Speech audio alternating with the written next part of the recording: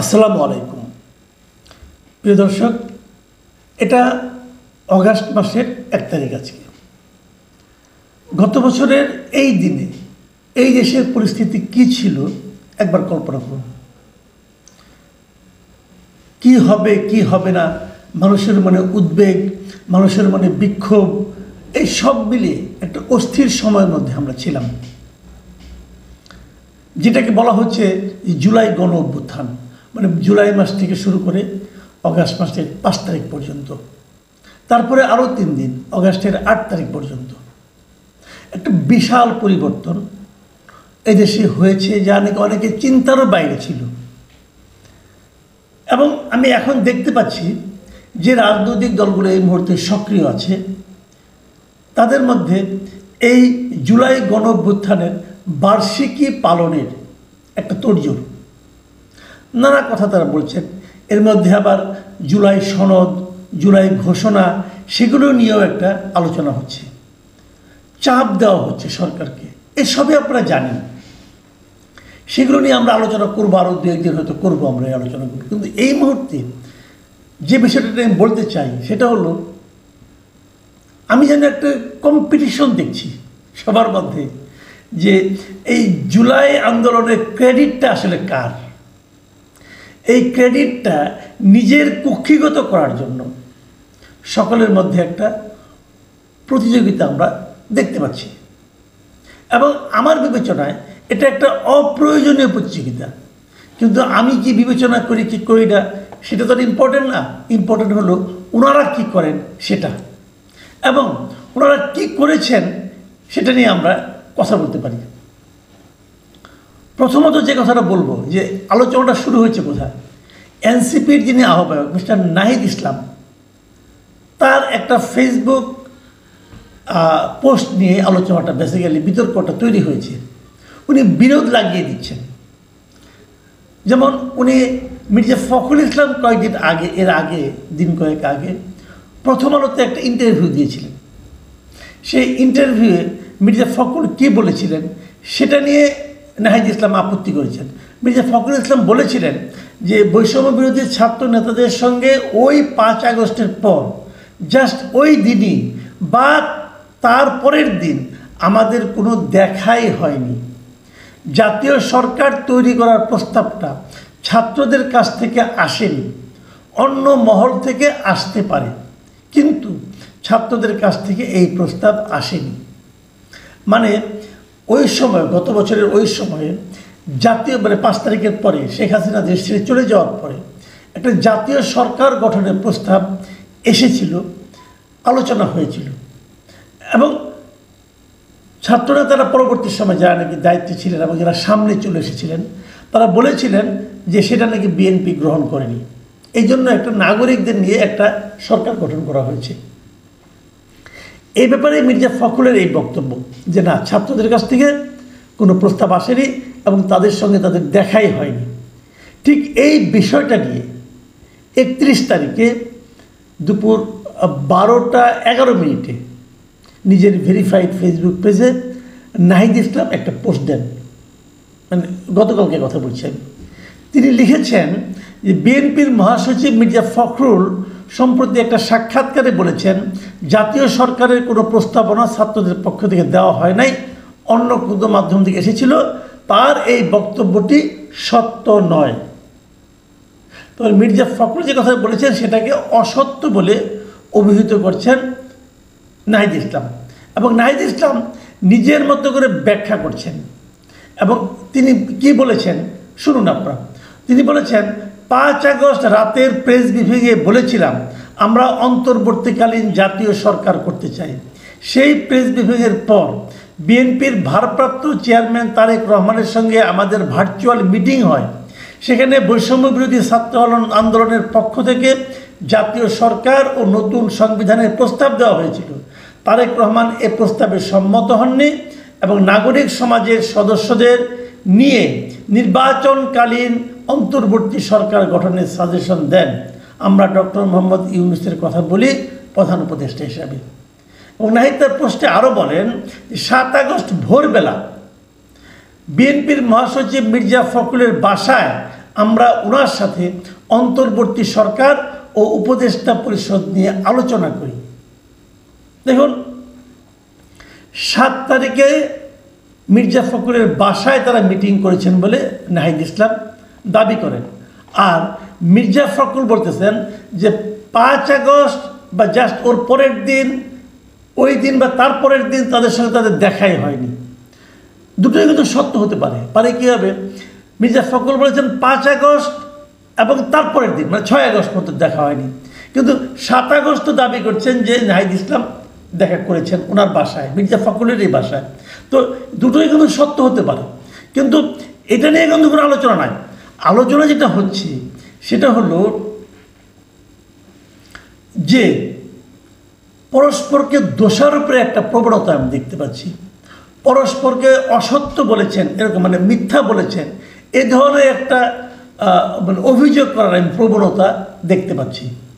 মির্জা ফখরুল কিন্তু পরবর্তীতে মির্জা ফখরুলকে জিজ্ঞাসা করা হলে, নাহিদ ইসলামের এই বক্তব্য জিজ্ঞাসা করা হলে মির্জা ফখরুল কিন্তু সরাসরি প্রথম আলো পত্রিকাকে বলেছেন যে নাহিদ ইসলাম যে দাবি করেছেন সেটা ঠিক নয়, বললেই তো আর হবে না। জাতীয় সরকারের ব্যাপারে আমাদের দল থেকে কোনো কথা বলা হয়নি, তারেক সাহেবের সঙ্গে তাদের কথা হয়েছে কিনা সেটা আমার জানা নাই। তো এই হলো অবস্থা, মানে এমন একটা বিষয় নিয়ে তারা বিতর্কে জড়িয়ে পড়েছেন যেটা নিয়ে বিতর্ক করার কোনো প্রয়োজনই নেই। মানে ছাত্ররা জাতীয় সরকার করার প্রস্তাব দিয়েছিল, বিএনপি সেটা গ্রহণ করেনি, তো সমস্যা কি হয়েছে? সমস্যাটা কি হয়েছে? জাতীয় সরকার হলেই কি সব সমাধান হয়ে যেত? বরঞ্চ আমি তো মনে করি এই প্রসঙ্গটা জাতীয় সরকার করা দরকার ছিল কি ছিল না, এই প্রসঙ্গটা এখন এসেছে কেন? এই প্রসঙ্গটা এখন এসেছে নাগরিকদের সমন্বয়ে ডক্টর ইউনূসের নেতৃত্বে যে সরকার গঠিত হয়েছে সেই সরকারের ব্যর্থতার কারণে।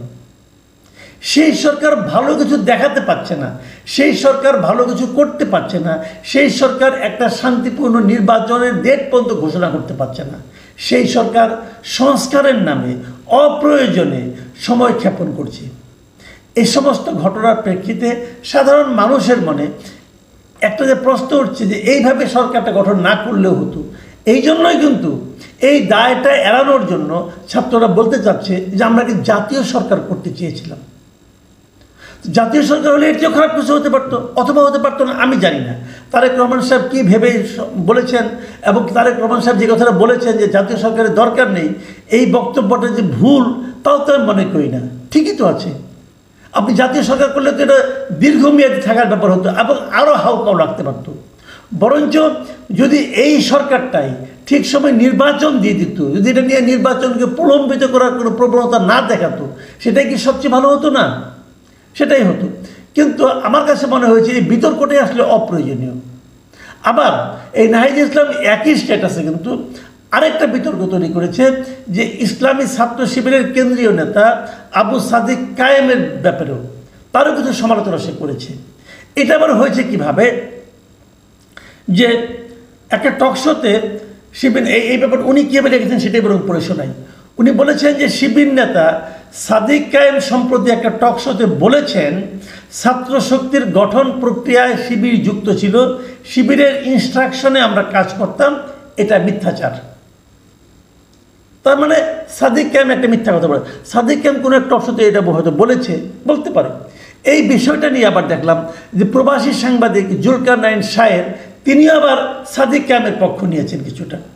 তো এইরকম যে ব্যবস্থা, এটার মধ্যে কি আছে? এবং উনি ব্যাখ্যা করেছেন যে তারা যখন ছাত্র শক্তি গঠন করে সেটা কারা করেছে, তারা একটা প্রতি সপ্তাহে একটা বৃহস্পতিবার একটা মানে আপনার বৈঠক করতো, একটা আলোচনা করতো। সেই আলোচনার থেকে ওখানে যারা বসতো তারা, তারপরে আপনার ওই যে নূরের যে সংগঠন ছিল সেখান থেকে যারা বেরিয়ে এসেছিল তাদেরকে মিলে ওনারা স্টাডি সার্কেলের লোকগুলি মিলে তারপরে তারা সেখান থেকে এই ছাত্র শক্তিটা গঠন করে। হতে পারে গঠন প্রক্রিয়া, সেই গঠন প্রক্রিয়া সাদিক কায়েম যে ছাত্র শিবির ছিল কি ছিল না এটা নিয়ে বিতর্ক থাকতেই পারে, কিন্তু প্রকাশ্যে এটা নিয়ে ফেসবুকে স্ট্যাটাস দেওয়ার মাধ্যমে কী হলো, একটা বিরোধ তৈরি হলো। এখন আপনারা প্রশ্ন করবেন, আমি নিজেকেও প্রশ্ন করি যে এনসিপি যে পার্টিটা, এরা বিএনপির সঙ্গে বিরোধ তৈরি করছে, এরা ছাত্র শিবির মানে জামাতের সঙ্গে বিরোধ তৈরি করছে, আসলে কি? তারা সবার সঙ্গে বিরোধ তৈরি করছে কেন? তারা কি এত বড় কোনো দল, এত বড় কোনো রাজনৈতিক শক্তি যে এদের সবার সঙ্গে বিরোধ তৈরি করলে তাদের অবস্থান আরও ভালো হবে? নাকি তারা এই দলগুলিকে ছোট করে দেখাতে চাচ্ছে? নাকি এর মধ্যে কোনো নাটক আছে? এটা নিয়েও কিন্তু সামনে এনসিপির একটা প্রোগ্রাম আছে শহীদ মিনারে, সেই শহীদ মিনারের প্রোগ্রামে কত লোক হবে এটা বলা যাচ্ছে না। এখন আমরা অনেকেই বলে থাকেন, এটা অনেকেই নানাভাবে বলেন যে সারা যে দেশের বিভিন্ন জেলায় এনসিপির সমাবেশে যে লোকজন দেখানো হচ্ছে এর মধ্যে নাকি অনেকেই শিবিরের লোক, নাকি এখন শিবিরের সঙ্গে এরকম একটা দৃশ্যত এক ধরনের নাটক করে যে আমরা শিবিরের সঙ্গে বিরোধ তৈরি করলাম, তারপরে শিবির তাদেরকে লোক দিল, দেওয়ার ফলে দেখানো হলো যে আমাদের এখানে অনেক লোক। এটাও হতে পারে, এটা নাটকের একটা পার্ট হতে পারে, আমরা ঠিক জানি না আসলে কি। কিন্তু আমি যেটা বলতে চাচ্ছি, যে বক্তব্যটা আমার মূল বক্তব্য, যেটা বলে আমি শেষ করব, সেটা হলো ভাই, আপনারা ক্রেডিট নেওয়ার চেষ্টা কেন করছেন? এই আন্দোলনটা কি আপনাদের ছিল? না, আপনাদের আন্দোলন ছিল কেবলমাত্র এবং কেবলমাত্র যে কোটা বিরোধী আন্দোলন। এবং কোটার দাবি যখন সরকার মেনে নিয়েছিল তখন কিন্তু আপনারা আন্দোলন প্রত্যাহার করে নিয়েছিলেন। এই আন্দোলনটা আপনাদের আন্দোলন প্রত্যাহার হয়েছে, কিন্তু জনগণের আন্দোলন তখনও ছিল। এই আন্দোলনটা আসলে জনগণের আন্দোলন। জনগণ আপনাদের মতো সামনে এসে ক্রেডিটটা দাবি করেনি, আপনারা বাই চান্স দাবি করে বসেছেন। এই হলো যে জিনিস, আপনারা আন্দোলন প্রত্যাহার করেননি। আপনাদের মনে আছে যখন নাকি ছয়জন সমন্বয়ককে হারুন সাহেব তখন ডিবির প্রধান ছিলেন, উনি যে ধরে নিয়ে গেলেন, অথবা ওনারা এখানে তারা যখন গেল তখন তারা কিন্তু একটা যৌথ বিবৃতি দিয়েছিল। সেই বিবৃতিতে কী লেখা ছিল আপনারা দেখুন, যে কোটা সংস্কার আন্দোলন ও তার প্রেক্ষিতে উদ্ভূত পরিস্থিতিতে অনেকেই অপ্রত্যাশিতভাবে আহত এবং নিহত হয়েছেন। তাছাড়া রাষ্ট্রীয় স্থাপনায় অগ্নিসংযোগ সহ নানা সহিংস ঘটনা ঘটেছে। আমরা এ সকল অনাকাঙ্ক্ষিত ঘটনার তীব্র নিন্দা জানাই এবং সুষ্ঠু তদন্ত সাপেক্ষে দ্রুত বিচারের দাবি জানাচ্ছি। আমাদের প্রধান দাবি ছিল কোটার যৌক্তিক সংস্কার, যা ইতিমধ্যে সরকার পূরণ করেছেন। কোন সরকার? হাসিনা সরকার। এখন শিক্ষার সুষ্ঠু পরিবেশ নিশ্চিত করার লক্ষ্যে দ্রুত শিক্ষা প্রতিষ্ঠান খুলে দেওয়ার জন্য সরকারের প্রতি জোর আহ্বান জানাই। সার্বিক স্বার্থে আমরা এই মুহূর্ত থেকে আমাদের কর্মসূচি প্রত্যাহার করছি। কে কে সিগনেচার করেছেন? 1 নম্বর মোহাম্মদ নাহিদ ইসলাম, 2 নম্বর মোহাম্মদ সার্জিস আলম, 3 নম্বর হাসনাত আবদুল্লাহ, 4 নম্বর আবু বাকের মজুমদার, 5 নম্বর আসিফ মাহমুদ, 6 নম্বর নুসরাত তাবাসসুম।